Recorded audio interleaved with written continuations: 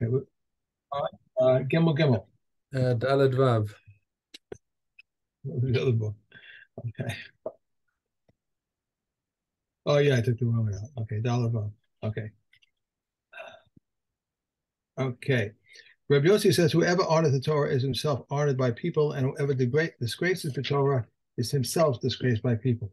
Rabbi Ishmael, son of Rabbi Yossi, says, one who withdraws from judgment removes from himself hatred, robbery, and the responsibility or the unnecessary oath.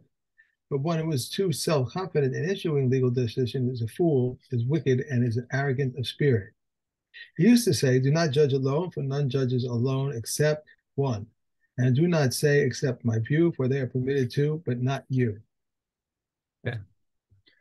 All right, Rabbi Yonasan. He has another cameo of a Tana who's mentioned in zero other Mishnayos. He is mentioned in other places in Mechilta and in Sifri, and he was a Talmud of Rabbi Yishmael. So it says, "Kol mekayim es Torah me'oni, sofa lekaima me'oshar." Anyone who keeps Torah, who keeps Torah, who learns Torah, despite his poverty, will eventually keep it in wealth. V'chol mevatel es Torah me'osher, sofa levatla me'oni. And someone who moves mevatel Torah, despite the fact that he's wealthy enough to have the free time to do it, his end will be to be mevatel in poverty. So the statement is like, obviously it cannot possibly be taken literally because it's such an Anan Sahadi, and it's one of the big puzzles of the universe. The Tzaddik Varalo, Rasha Vatovlo. We often see people who are massively wealthy and very evil, and people who keep the Torah all their lives and still die in poverty. Right? It happens. So. Right. So the suggestion that Kahati offers over here, in the name of Sfas Emes, is that it ties back into the statement of Ben Zoma, in Ezehu Asher Hasameach Bechelko, one who is wealthy. This Osher, because the person is spending his time learning Torah, he will be satisfied with what he has, and therefore he is wealthy. And whereas somebody who rejects Torah, no matter how much he has, he always feels like he hasn't got enough, and it's kilu, he's poor. So that's one suggestion. There may be others. Okay. The other point that could be that Rabbi Yonasan could be making is that you can use whatever excuses you want about learning Torah, not learning Torah. But basically, the same person who would keep the Torah in poverty will also keep it in wealth. So it's not a function of whether you're wealthy or poor, as to whether you're going to learn Torah or not. It's all about your ratzon. Okay. I've always been interested in when we talk about the Shoah, and we see I see many movies and discussions and so forth about the survivors, and some of them who have kept Torah, not that I'm trying to think, but they became very wealthy. They have very big families. They have and all the families, everyone in the family is Shom Shabbos, and and learning and all, and you see how their attitude is different, a little bit different than you can't blame anybody. No one has a right to make a choice on these people. The people who haven't, they still have big businesses, and they have big families and all that, but they're not Shomer Shabbos. They just, for whatever reason, they maybe were at one time, and then they didn't keep it anymore. You can't blame them. You can't blame anybody. You can't judge anybody for any of you can't say, well, you went through it, you're alive, you should be so grateful and Well, all. You that's one can't. of the things. That's one of the things that we see repeated many times in Pirkei Avos, is not to judge anyone unless you've been in his place. And since nobody's ever been in somebody else's place, just don't judge. Right, right. And some, I mean, many people came back. Maybe some didn't. You can't judge them for any of that. None of us have any idea what that was like. Mm-hmm. I've been to the camps and I've been all that, and I read and I learn, Yeah. and there's no way to even think about how it was. Yeah. It's- Yeah. Okay. Mishnah Yud. Rabbi Meir Omer, Heve Mamait Be'esek, Ve'osek Ve'asok B'Torah. So Rabbi Meir comes, and this is the famous Rabbi Meir, whose real name apparently was Nehorai. Right. Was Rabbi Nehorai, and they called him Meir because, as a play on his name, Nehorai, because he was Meir Enehim Shel Chachamim. How did they say? Meir Enei Chachamim B'Halacha. He illuminated everyone, and he was so brilliant that the halachas almost never like him, because the rest of Chachamim actually just couldn't hold where he was holding, and they say, you see all this, but we don't see it, and we're the majority, so we're going to rule against you.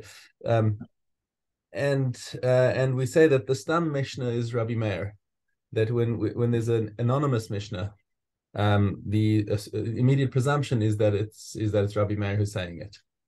This also may have been a political thing, because Rabbi Meir did get himself involved in some political intrigue to try and unseat one of the Nasiim. I can't remember which one it was, but I remember this in one of Rabbi Haber's history shiurim, and it was almost like a sort of a political statement that we don't quote Rabbi Meir too much unless it's like there's a clear plugta between him and somebody else. Anyway, Rabbi Meir says, minimize your business dealings, and just and learn Torah. Busy yourself with Torah. And be humble before every person.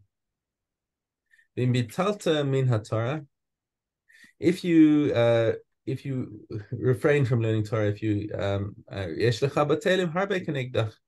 be lots of reasons to prevent you from learning Torah. But if you do labor in Torah, Hashem has got plenty of reward to offer you. Rabbi Eliezer ben Yaakov Omer. So Rabbi Eliezer ben Yaakov there are actually two Tanaim who were called Rabbi Eliezer ben Yaakov. The first one lived during the time of the Beis Mikdash, and he was the one who taught the whole Maseches Midos. Okay, then there's the second one, who was the Talmud of Rabbi Akiva, which is apparently the one who's in our Mishnah over here. There's a nice story here about how once a blind man came to his town, and people weren't paying him much attention, and he wasn't getting invited anywhere, and Rabbi Eliezer ben Yaakov went and sat down next to him. Didn't say anything, just sat down next to him, this blind guy. And people looked at him and said, "Whoa, who is this guy that Rabbi Eliezer ben Yaakov is sitting next to? It must be that he's a great person." So they gave him a panasa and they treated him with kavod. And this blind guy said, "Whoa, what's going on? Why are you treating me so well?" And they told him, "We saw that Rabbi Eliezer ben Yaakov was sitting next to you." And this blind guy made a tefillah that said, he davened for Rabbi Eliezer ben Yaakov. He said, you did chesed with somebody who is visible but cannot see. It says, and may he who sees but is not visible do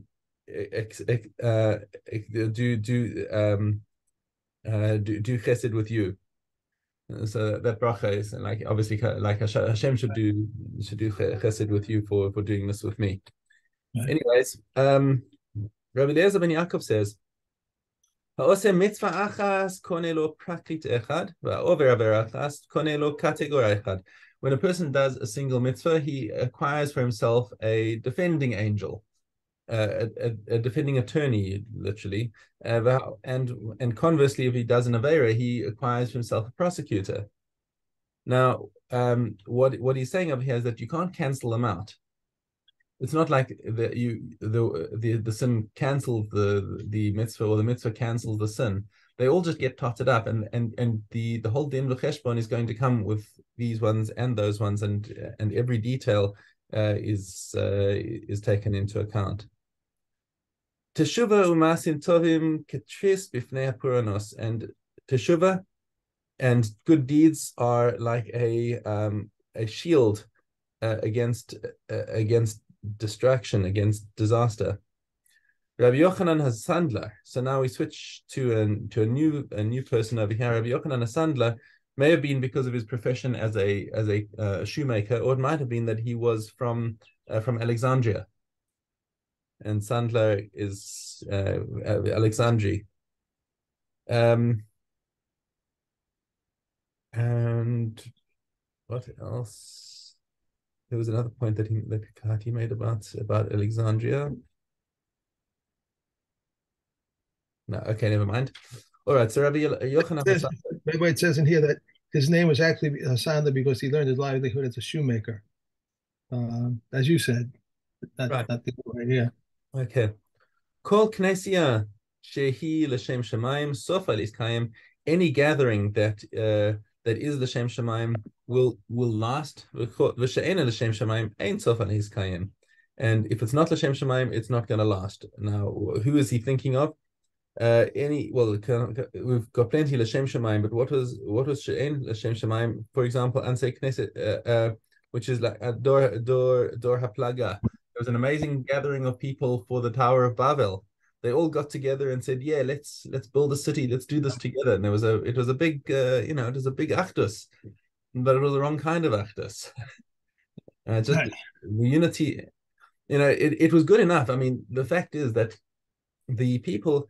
It's an interesting contrast that the people who got together for the Dor Haplaga, for the Tower of Babel, they were gathering, according to Midrash, to fight against Hashem. Right. But there was peace among them. And what is their punishment? Okay, they got scattered among the earth. They had their languages confused and whatever. Contrast with the Dor HaMabul, who were not rebelling against Hashem. They were just stealing little bits from each other. But there was no shalom between them. And it ended up a whole destruction in the world because there was no shalom between them. So it would seem like the Dor HaPlaga was worse, but because there was a shalom between them, their punishment was much less. Okay. Thanks. Now we can do Gimel Gimel.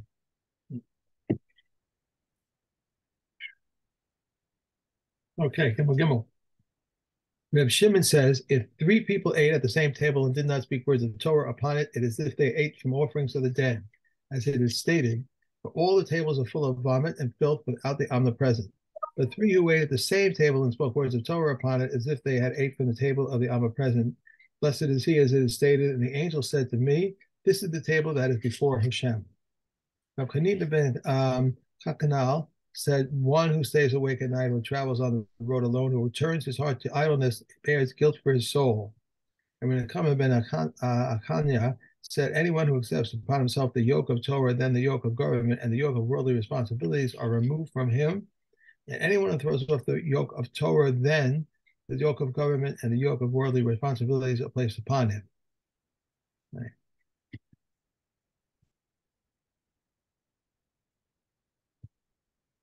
Idios, and we are at Chet Daled.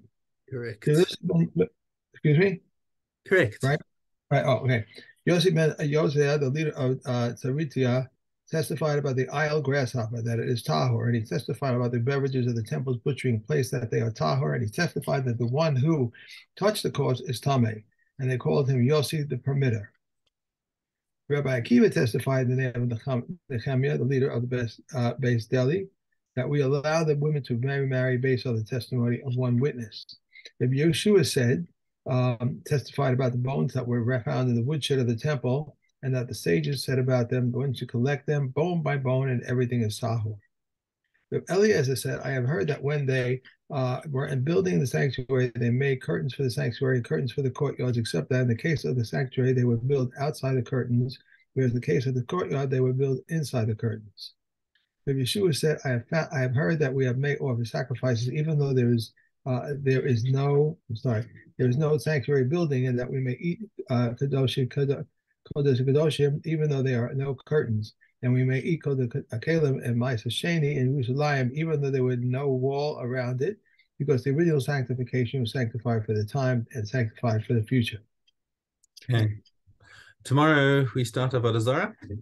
Sorry, okay. Yeah, Baba Basra. We have Vav. Mm-hmm. One who owns a garden behind the gardens of another enters when people ordinarily enter and leaves when people ordinarily leave. He may not bring merchants into it, nor may he enter from it into another field, and the owner of the outer one may plant the path. If they assign him a path on the side of the mutual consent, he may enter whenever he wishes and may leave whenever he wishes, and he may bring merchants into it. However, he may not enter from it into another field, and neither is permitted to plant it. If someone had a public thoroughfare passing through his field, and he appropriated it and gave them another one on the side, what he has given is given, what he does not become, but does not become his. A private path is 4 cubits wide. A public thoroughfare is 16 cubits wide. The king's thoroughfare is no limit, and the path to a grave has no limit. The halting place, the judges of Tzipori said, an area of 4 cops. If one sells a place to another to make a catacomb for him on it, and similarly, if one accepts a contract from another to dig a catacomb for him, he makes the inside of the cliff 4 cubits by 4 by 6, and he opens 8 recesses into it, 3 on each side and 2 on the opposite side. The recesses must be 4 cubits long, 7 handbreadths high, and 6 handbreadths wide. Reb Shimon says he makes the inside of the crypt 6 cubits by 8 and opens 13 recesses into it, 4 on each side, 3 on the opposite side, 1 to the right entrance and 1 to the left entrance. He makes a courtyard at the entrance to the crypt, 6 by 6, and sufficient place for the bier and for those who are bury it. He opens 2 crypts into it, 1 on each side, and Reb Shimon says 4, 1 on each on 4 sides. Reb Shimon says, Gamil says, all according to the nature of the rock. Okay.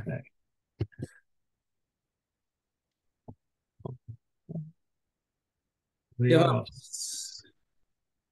Okay. The Gimel Yud base. If a minor Yavam cohabited with a minor Yavama, they must wait for each other to grow up. If he cohabitated with an adult Yavama, she must wait for him to grow up. If a Yavama stated that within 30 days he did not cohabitate with me, we call Ursim to perform Kalitza with her. If she stated that this after 30 days, we request of him that he perform Kalitza with her. However, if he admits to it, then even after 12 months, we converse him to perform Kalitza with her. If a woman vowed not to derive benefit from a Yava, if she vowed so during her husband's lifetime, we coerce her to him to perform Kalitza with her. If she vowed so after her husband's death, we request of him to perform Kalitza with her.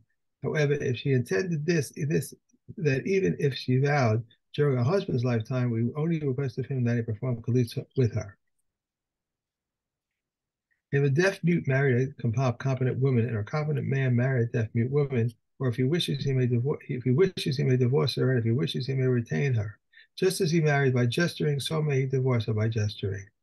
If a competent man married a competent woman and she became a deaf mute, if he wishes, he may divorce her, and if he wishes, he may retain her. If she became insane, she may not divorce her, and if he became deaf, mute, or insane, he cannot divorce her. Rabbi Yochanan ben Nuri says, why is it that a wife who became a deaf mute may be divorced, but a husband who became a deaf mute may not? They replied, a husband who divorces is not comparable to a wife who is divorced, since a wife may be divorced with or without consent, while a husband cannot divorce except by his consent. Right. Of course, this is all prior to Rabbeinu Gershom several hundred years later. Right. Okay. Well, sweet.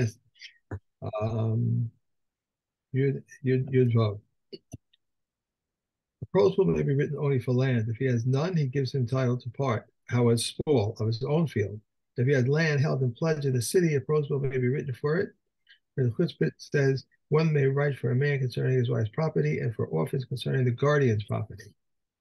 A beehive, Rabbi Elliot says, is as regarded as landed property, and a proposal may be written on it. It is not susceptible to uncleanness while in its place, and he who takes honey from it on the Sabbath is liable. For the sages say he is not regarded as landed property.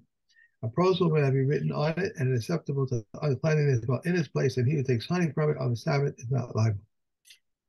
If one repays his debt in the seventh year, he must say to him, I remit it. And if he said to him, even so, he may accept it from him, since it is written, and this is the word of the release. Similarly, if a murderer went to an exile to a city of refuge, and the people of the city wanted to render honor to him, he must say to them, I am a murderer. If they said, even so, he may accept, since it is written, and this is the word of the slayer. Okay. Tomorrow we'll finish with Trumos. Truma. Trumos, yeah. Okay. Kalim. The remnants of the blade from below in its measure is 7 tefachim. The handle of a household of shovels, Beis Shammai says its measure is 7 tefachim. Beis Hillel says its measure is 8 tefachim. The handle of a shovel of plasterers, Beis Shammai says its measure is 9, and Beis Hillel says its measure is 10. If the length of the handle is more than this, he wishes to preserve its length, it is tameh. And the handle of utensils that are used with fire, their measure is any length. Regarding glass utensils, their flatware are tahor, but their hollowwares are tameh. If they break, they become tahor. If one remade the broken utensils into new utensils, they are acceptable to tumah from then on.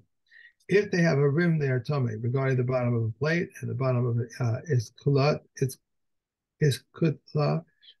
was made from glass, which one has designed for use are tahor. If they smooth them or shave them with a file, they are tameh. And a looking glass is tahor, but a glass dish that one made into a looking glass is tameh. But if the dish was originally made to serve as a looking glass, it is tahor. And regarding a spoon that one places on the table, if it contained any minute amount, it is tameh. But if not, Beis Hillel rules it tameh, and Beis Yochanan ben Nuri rules it tahor. Right, and we're going to finish Kalim as well tomorrow. So we're going to start 3 new Masechtas tomorrow. Tomorrow's Ohalos. Okay, so I got to get this straight in my head. You know me. We have Avodah Zarah, we have Truma, and Ohalos. Oleos. Yeah, that's it. See if I can remember that. Okay, I'm going to do it right Okay. now. Okay. Have a great day. Enjoy. Thank you. Okay. Bye. Bye.